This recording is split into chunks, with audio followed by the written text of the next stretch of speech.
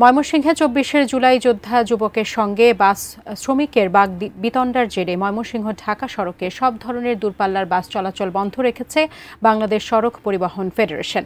বাস না পেয়ে যাত্রীদের অনেকে গিয়েছেন রেল স্টেশনে। ময়মনসিংহ রেল স্টেশন থেকে বিস্তারিত জানাতে সরাসরি যুক্ত হচ্ছেন প্রতিনিধি আসাদুজ্জামান সুমন। সুমন, এর আগের খবরে আপনার সঙ্গে যুক্ত হয়েছিলাম, আপনি আমাদেরকে জানাচ্ছিলেন অবস্থা। এখন তো আপনি আছেন রেল স্টেশনে, সেখানে কি অবস্থা দেখতে পাচ্ছেন আমাদেরকে জানাবেন। যাত্রীদের ভোগান্তি পোহাতে হচ্ছে কিনা? আপনি যেমনটি বলছিলেন যে আসলে এই যে এই ময়মনসিংহে যে জুলাই যোদ্ধার সাথে বাগবিতণ্ডার জেরে যে এই জেলার সবগুলো বাস বন্ধ রয়েছে, দূরপাল্লার বাস বন্ধ রয়েছে, যার ফলে কিন্তু এই ঢাকাগামী যাত্রী যারা রয়েছে তাদের কিন্তু এই রেল স্টেশনে তাদের চাপ বেশ বেড়েছে। আমরা দেখেছি যে গাদাগাদি করে রেলে উঠে তারা গন্তব্যে পৌঁছাচ্ছেন এবং বিশেষ করে একেবারেই এই যে লোকাল যে পাওয়া যাচ্ছে না, দাঁড়িয়ে যাওয়ার জায়গাও নেই আমরা দেখেছি। সব মিলিয়ে কিন্তু এই ময়মনসিংহের যে এই বাস ধর্মঘট এর কারণে কিন্তু এই বিভাগের যারা মানুষ রয়েছে তারা কিন্তু চরম ভোগান্তিতে পড়েছেন।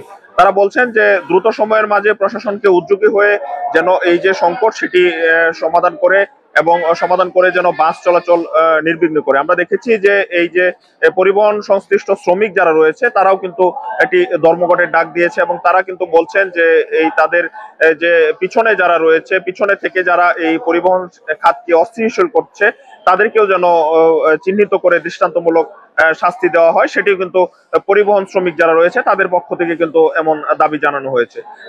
সব মিলিয়ে কিন্তু এই সাধারণ মানুষ প্রত্যাশা করছে অতি দ্রুত এই সংকট কেটে যাবে এবং তারা তাদের গন্তব্যে পৌঁছতে পারবে। গতকাল থেকেই কিন্তু এই যে এই সংকট সেটি শুরু হয়েছে। গতকাল সারা দিন ঢাকার সাথে ময়মনসিংহের বাসে যোগাযোগ বন্ধ ছিল, অল্প কিছু সময়ের জন্য চালু ছিল, তারপর থেকে বন্ধ হয়ে যায়। আজ সকাল থেকে কিন্তু একেবারেই যেসব দূরপাল্লার বাসগুলো যেগুলো রয়েছে সবগুলো কিন্তু বন্ধ। আমরা দেখেছি যারা একেবারেই জরুরি তারা কিন্তু বিভিন্ন ভাবে অটোতে করে, সিএনজিতে করে এবং ভেঙে ভেঙে কিন্তু তারা গন্তব্যে যাচ্ছেন। বিশেষ করে নারী, শিশু এবং বয়স্ক যারা রয়েছে তারা কিন্তু বেশ ভোগান্তিতে পড়েছেন।